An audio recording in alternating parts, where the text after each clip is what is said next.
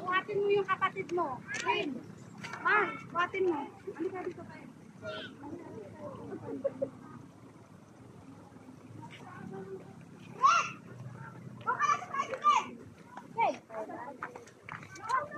Oh, te. Mamaya doon.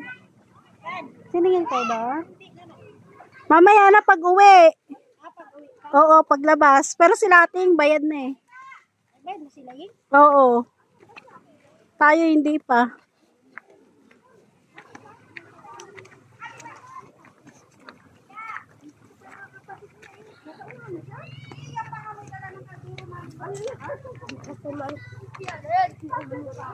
Oo, tite. Sorry sa insidente. Hindi magsipi. Ay si Kael. Baka madapa yan. Bukol yan si Hulog yan sila.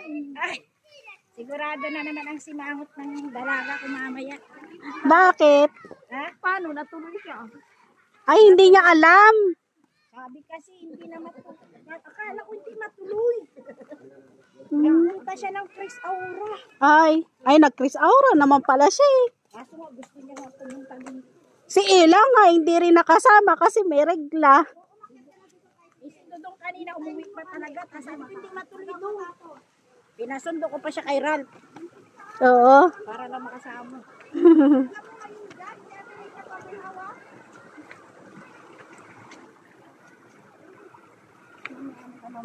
Pababa na naman. Parang sa amin lang dati to. Ganito. Kaya ba?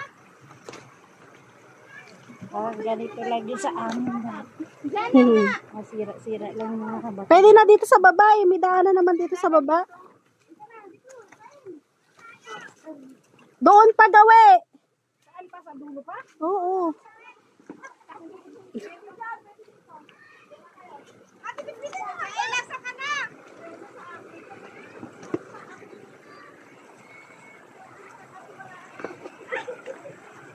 Kasi si Denden.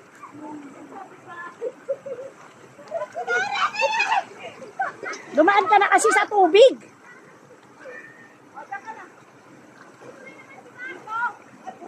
Dito ka na tumaan. Asan na si Denden?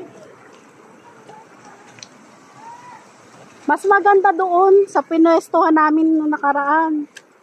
Oh, naipit pa niya ma. Oo, naipit. Dori, pipilayan mo. Dapat dito na lang tayo muna.